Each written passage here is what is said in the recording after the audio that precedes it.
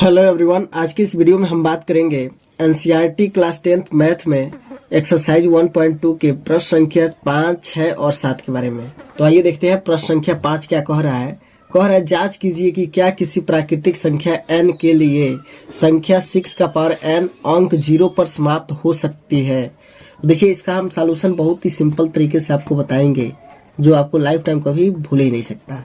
ठीक है, तो यहाँ पर देखिए, इस क्वेश्चन का मतलब यह है कि 6 का पावर n, तो 6 का पावर n मीन्स इसका मतलब है कि n के जगह पर क्या हम कोई भी प्राकृतिक संख्या रखें तो क्या उसमें जो मान आए उसमें यूनिट डिजिट 0 हो सकता है, ये हमको साबित करना है। ठीक है, तो आइए देखते हैं कि किसी प्राकृतिक संख्या n के लिए संख्या 6 का पावर n अंक 0 पर समाप्त हो सकता है कि नहीं हो सकता है। तो मैं आपको एक बात बता दूं, जिसके फैक्टर में 2 और 5 का फैक्टर हो, यानी 2 और 5 आ जाए, तो समझ लीजिए वह संख्या 0 पर क्या हो सकती है, समाप्त हो सकती है। और जिसमें 2 और 5 का गुणनखंड न आए तो वो संख्या 0 पर कभी भी समाप्त नहीं हो सकती। तो यहाँ पर देखिए, 6 का पावर n में 2 और 5 का गुणनखंड है कि नहीं। तो आइए देखते हैं, लिखेंगे चूंकि 6 का पावर n इक्वल टू, तो 6 का पावर n इक्वल टू 6 का फैक्टर करेंगे तो क्या मिलेगा, 2 गुणे 3 का पावर n, और इसका फैक्टर तोड़ेंगे दोनों पर घाते लग जाएंगे, तो 2 का पावर n गुणे 3 का पावर n। अब यहाँ पर देखिए, 2 का पावर n तो है लेकिन 5 का पावर में नहीं है, यानी 5 का इसमें गुणनखंड नहीं है। तो क्या यह 0 पर समाप्त हो सकती है, तो कभी नहीं हो सकती। तो लिखेंगे हम जानते हैं कि जिस संख्या के गुणनखंड में 2 का पावर n गुणे 5 का पावर n आता है, वह संख्या 0 पर समाप्त हो सकती है। परंतु 6 के पावर n के गुणनखंड में, परंतु 6 का पावर n के गुणनखंड में 5 का पावर n का गुणनखंड नहीं है। इसलिए किसी भी प्राकृत संख्या n के लिए संख्या 6 का पावर n अंक 0 पर समाप्त नहीं हो सकती है। बात हमारी समझ रहे हैं ना। यानी कहने का मतलब यह है कि अगर जिस संख्या के फैक्टर में 2 और 5 आ जाएंगे तो वह 0 पर क्या हो सकती है, समाप्त हो सकती है। 0 पर समाप्त का मतलब है कि उसमें इकाई अंक पर क्या आएगा, 0 आएगा। लेकिन जिसके फैक्टर में 2 और 5 नहीं होंगे उसका इकाई अंक कभी 0 आ ही गई नहीं, यानी वह कभी संख्या 0 पर समाप्त होगी ही नहीं, जैसा कि आप 6 में देख रहे हैं। अतः किसी प्राकृतिक संख्या n के लिए 6 का पावर n अंक 0 पर कभी समाप्त नहीं हो सकती। यही हमको क्या करना था, जांच करना था। यही हमारा क्या हो जाएगा, आंसर। ठीक है, अब क्वेश्चन 6 देखिए क्या कह रहा है। व्याख्या कीजिए कि 7 गुणे 11 गुणे 13 प्लस 13 तथा 7 गुणे 6 गुणे 5 गुणे 4 गुणे 3 गुणे 2 गुणे 1 प्लस 5 भाज्य संख्याएं क्यों है।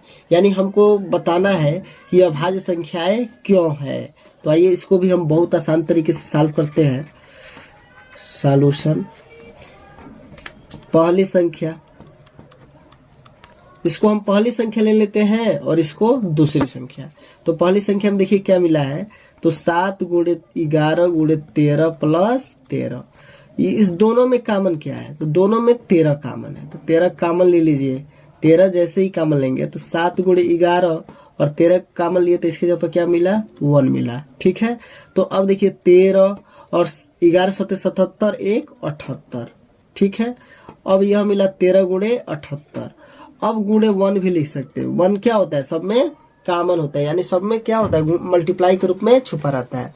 अब यहाँ पर देखिए, अब यह भाज्य संख्या क्यों है, सिंपल सा आप समझ लीजिए एक लाइन में। इसके कितने भाजक मिले हैं, तो 1 2 3, यह क्या है, भाजक होते हैं, ठीक है।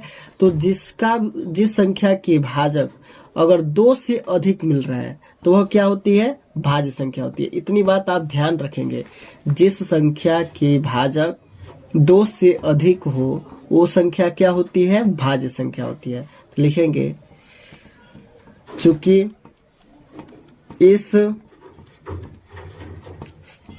संख्या के भाजक 2 से अधिक है, इसलिए 7 गुणे 11 गुणे 13 प्लस 13 एक भाज्य संख्या है, ठीक है। एक हमने साबित कर लिया।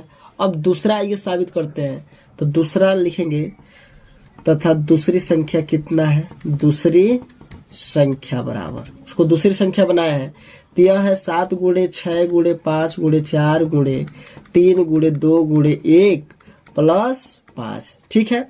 अब इसमें कॉमन क्या है, तो 5 है, तो 5 कॉमन ले लीजिए। तो 7 गुणे 6 गुणे 4 गुणे 3 गुणे 2 गुणे 1 और प्लस 1, ठीक है। तो 5, अब इन सबका मल्टीप्लाई कर लीजिए, तो 7 छक्के 42, तो 42 लिख लीजिए। अब ये देखिए, अब 4 तिहाई 12, 12 दूना 24, तो 42 गुणे 24, ठीक है। तो 4 दूना 8 और 4 चौका 16, अब 2 दूना 4 और 2 चौका 8, ठीक है। तो यह मिला 8 6 4 10 का 0, 8 1 9 9 1 10 और प्लस 1 तो यह मिला 1008 प्लस 1। अब यहाँ से 5 गुणे 1008 और 1 कितना, तो 1009।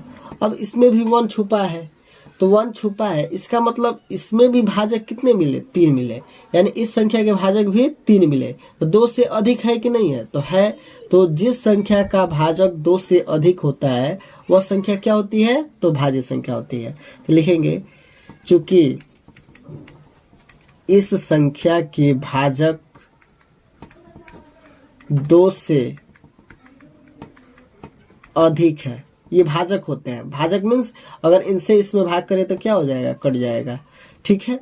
तो 2 से अधिक है, इसलिए 7 गुणे 6 गुणे 5 गुणे 4 गुणे 3 गुणे 2 गुणे 1 प्लस 5 भी एक भाज्य संख्या। भाज्य संख्या एक लाइन में आप समझ लीजिए कि जिस संख्या के भाजक 2 से अधिक होते हैं वो क्या होती है, भाज्य संख्या होती है। यही हमको क्या करना था, साबित करना था, व्याख्या करना था। यही हमारा क्या हो जाएगा, आंसर, ठीक है। अब आइए लास्ट क्वेश्चन को देखते हैं। कह रहा है किसी खेल के मैदान के चारों ओर एक वृत्ताकार पथ है। इस मैदान का एक चक्कर लगाने में सोनिया को 18 मिनट लगते हैं, जबकि इसी मैदान का एक चक्कर लगाने में रवि को 12 मिनट लगते हैं। मान लीजिए वे दोनों एक ही स्थान और एक ही समय पर चलना प्रारंभ करके एक ही दिशा में चलते हैं, तो कितने समय बाद वे पुनः प्रारंभिक स्थान पर मिलेंगे। ठीक है, ये देखिए बहुत ही इंटरेस्टिंग क्वेश्चन है। आप अगर कंपटीशन में कभी बैठे होंगे, ठीक है, तो ऐसे क्वेश्चन आता है। जैसे कहा जाता है कि एक मंदिर में 2 घंटियां हैं, दोनों एक साथ इतने बजे बजती है, तो बताइए अगला टाइम पर वो एक साथ कब बजेगी। ऐसा क्वेश्चन आप पढ़े होंगे, अगर नहीं पढ़े होंगे तो जान लीजिए वैसे ही यह क्वेश्चन है। यानी कह रहा है एक वृत्ताकार फील्ड है, इस पर क्या करते हैं, तो एक रवि नाम का लड़का और एक सोनिया नाम की लड़की दौड़ना स्टार्ट करती है। मान लीजिए यहाँ से दौड़ना स्टार्ट करते हैं, रवि को R से लिखते हैं, सोनिया को S से लिखते हैं। ठीक है, तो दौड़ना स्टार्ट करते हैं, तो कह रहा है क्वेश्चन, सोनिया इस पूरा चक्कर यानी यहाँ से यहाँ तक आने में 18 मिनट लगाती है। कितना, 18 मिनट। ठीक है। और जबकि रवि क्या करता है तो वो 12 मिनट ही लगा लेता है। तो आपको बताना है वो प्रारंभिक स्थान पर कितने समय बाद मिलेंगे, ठीक है। तो देखिए इस टाइप का क्वेश्चन जब भी आपको पूछा जाए तो आप क्या कर लीजिए, एलसीएम निकाल लीजिए। क्या करेंगे, एलसीएम निकालेंगे। तो लिखेंगे, तो आइए सॉल्व करते हैं, ठीक है। तो लिखेंगे सोनिया तथा रवि को पुनः प्रारंभिक स्थान पर मिलने का समय बराबर क्या करेंगे, तो ये 12 मिनट और 18 मिनट का क्या कर लेंगे, एलसीएम ले लेंगे, ठीक है। तो लिखेंगे 12 मिनट तथा 18 मिनट का एलसीएम, ठीक है। आप आगे लिख लेंगे, जगह नहीं है तो हमने से लिखा है। तो 12 और 18 का एलसीएम निकाल लीजिए। तो 12 और 18 का एलसीएम आप रफ में निकाल लेंगे। तो 12 और 18 का एलसीएम कितना होगा, तो 2 6 के 12, तो 9 18, 2 3 6 और ये 9 और फिर 3 1 3 3 3 का 9, 3 1 1, यानी इसका हम मल्टीप्लाई कर लेंगे। तो 2 दूना 4, 4 3 12, 12 3 36, यानी 36 मिनट। यानी एक साथ कब मिलेंगे, तो एक साथ पुनः प्रारंभिक स्थान पर 36 मिनट बाद मिलेंगे। यही हमारा क्या हो जाएगा, आंसर, ठीक है। तो उम्मीद करते हैं आज की यह हमारी वीडियो आपको पसंद आई होगी। तो अगर वीडियो पसंद आई हो तो लाइक करें, शेयर करें और हमारे चैनल को सब्सक्राइब करें। फिर मिलते हैं किसी नेक्स्ट वीडियो में, तब तक के लिए जय हिंद, जय भारत।